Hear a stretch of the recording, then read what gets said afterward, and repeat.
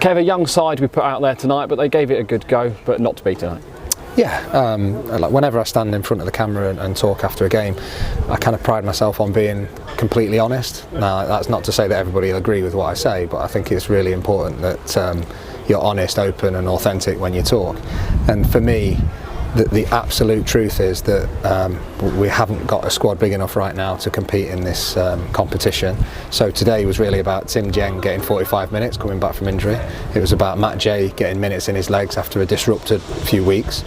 It was about one or two of the fringe players getting minutes, and it's about the academy lads coming on and some making debuts, some making first and second appearances, and having a look at what the next level really is, because that's a massive learning curve for those guys. So It sounds almost, I don't know, patronising maybe, but it was a positive for me tonight.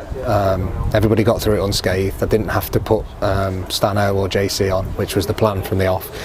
There were, 4, maybe 5 debuts from the academy lads, and they're the guys that have been pushing to get this opportunity, and it'll be a real eye opener for them, because they played against the Forest Green team who've had the majority of their team until the subs came on was made up of lads that have been in and around the first team most of the season, and I think it's a brilliant experience for them. It might not feel like it right now. I know there's 1 or 2 lads in there that are disappointed, and I like that, need to be disappointed. They're going into a game and an industry where winning is the be-all and end-all for the most part, but it's a positive. They get real exposure, MJ gets minutes, Tim Jeng comes through it unscathed, and so yeah, we move on, and I suppose after all of that I've got to say, I know again everybody who stands here says it, but I've got to say a massive thank you to the Exeter fans that turned up tonight, because to come all the way here knowing it was probably going to be a young team, travelling on a Tuesday night to be there and being as vocal as what they were in such small numbers tonight, I thought was brilliant. So I had to go over and see them after, because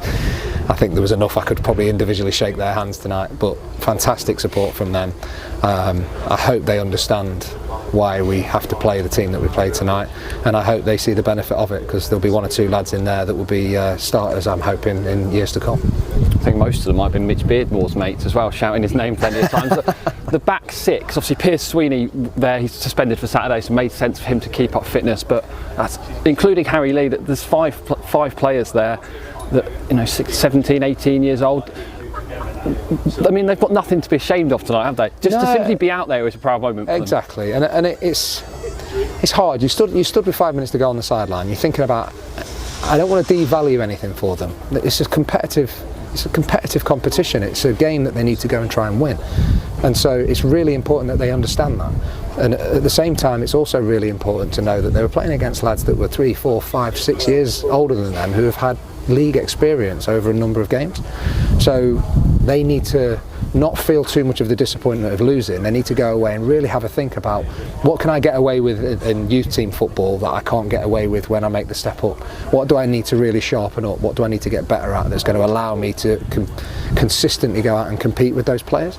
And when they look at our first team, MJ, Archie Collins, Josh Key, these guys that have been through the system and got there, at some point they felt that. I just spoke to MJ in there, and he said he used to call it the Matt J Cup, because he got so many goals when he was kind of coming through as a younger player, and he's got fond memories of it. But he's now an established pro and top goal scorer at the club for the last 2 seasons. So they need to understand that this is a learning curve, and they need to make sure that they don't just feel disappointment. They really reflect on it and have a look at how they're going to improve from it.